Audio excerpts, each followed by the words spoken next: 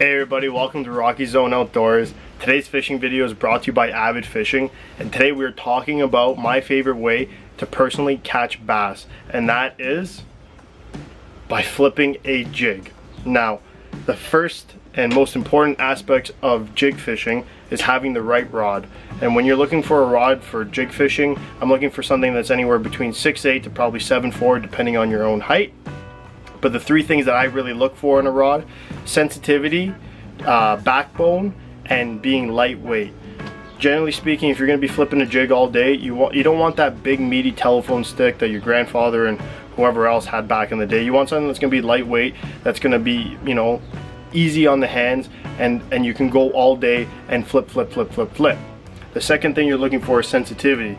You know, when you're fishing a lot of the waters that I'm fishing that have Canadian shield, a lot of rock, you want to be able to feel your jig and be in contact with it at all times. So you want a sensitive rod that you can feel from the tip right down to the butt that, oh, I'm pulling my jig over a rock, oh, I'm pulling my jig through that timber, oh, that's a bite, right? You want to be able to feel all those things, and having a sensitive rod will allow you to do that. Lastly, the backbone. When you're throwing a jig, the general rule of thumb is that a jig is a big fish producing lure. You want that backbone because when you set the hook, it doesn't matter what type of bite it feels like. You set that hook like it's a 5-pounder plus. You want to get that fish's head turned out of the water and towards the boat. If you don't set the hook hard on a jig fish, you're just not doing it right. So that being said, I think personally you can find all three of those things in any rod brand, but their easiest to find is in St. Croix. This here is actually my first baitcaster I ever bought, and it's an older St. Croix Avid series, medium heavy, and a 7-foot with an extra fast action tip. Okay, the extra fast action tip is so important here because it allows the sensitivity to go from the tip right down to the butt. So like I said, I can feel everything with this jig. The 7-foot is just a personal comfort for me. I have a 7'4" in a heavy, but that's when I'm throwing 3/4 ounce and heavier. The medium heavy, so I talk about the backbone. This rod has a great backbone that you can really load up on these fish and turn their head out of the dock, out of those weeds, or away from the rocks. You really want to have that great balance between sensitivity and backbone. Next we have a Shimano SLX. You know, one of my favorite things about this reel, is how compact it is. It really fits well in my hand, has a great drag system, and the durability and reliability of Shimano is something that I don't need to talk to you guys about. Now, where I differ from a lot of other jig fishermen is that with a 1/2 ounce or lighter jig, I actually prefer a slower retrieve reel. This here is a 6:3-to-1 retrieve reel.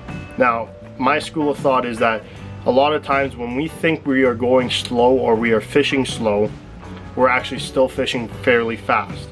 So if I had a 7'4" or 8:2-to-1 gear ratio reel like I do on my other flipping setups in my hand with my more finesse style jig, I'm still bringing that jig to the boat fairly fast.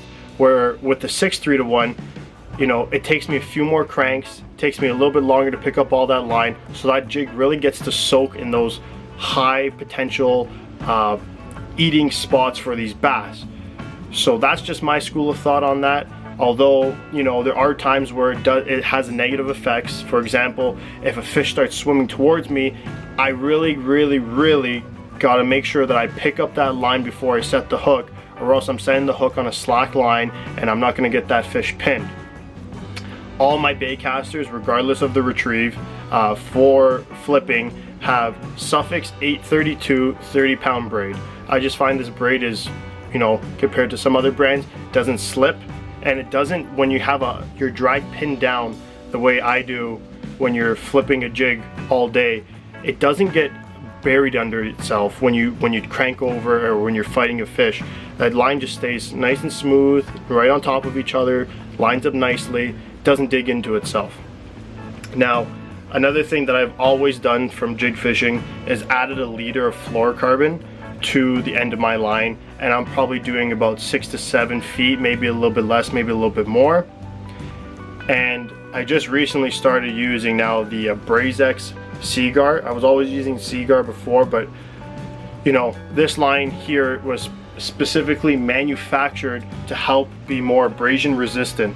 So if you're fishing similar lakes like I am, the Canadian Shield, you know, the Kawarthas, even if you're just fishing timber and docks, you want to have that line that's more abrasion resistant, because that could be the difference between you landing a trophy bass or you snapping off a trophy bass and just having the story to prove it, right?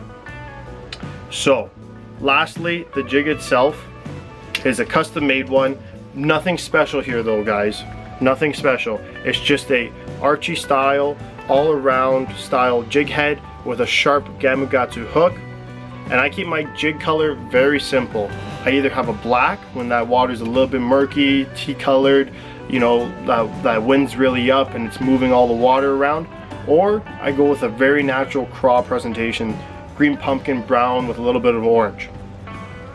In terms of trailer selection, at the start of the season and at the end of the season, you can never ever go wrong with a meaty chunk by Berkley Powerbait Max Scent. The only difference is that at the start of the season, I thread the chunk on to make it a smaller profile, but it's still a very lethargic style bait. In the fall time, I don't thread it, but I just push it over top of the hook and it sits more out. It's a bigger, bulkier presentation, because in the fall those fish are really putting on that feed bag. Between July and August, I tend to go with an actually slimmer profile craw with longer craws. Still, you know, I'll rotate between one that's more aggressive and one that's more lethargic. The Berkley Pit Boss is a great alternative that I also throw on the back of my jigs. One of the last things that I kind of recently just switched over to in the last season or two is being a rattle guy. I don't know if you guys are going to be able to hear it. Rattles. I think, you know what, there's been more days where having the rattle has put fish in the boat, where having no rattles has not put fish in the boat. It's an extra attractant. It brings them, you know, makes them curious, especially smallmouth. When you're fishing rock flats or, you know, rock shoals, a little bit of that rattle, those smallmouth will come over and look at it, and then, you know, hopefully you have the right setup and presentation for them, and they're gonna munch on it. But anyways, guys, that is the Rockyzone tip for jig fishing. Hopefully you guys have learned something. Be sure to check out Rockyzone Outdoors on YouTube, and also be sure to check out Avid Fishing on YouTube as well. Cheers, guys.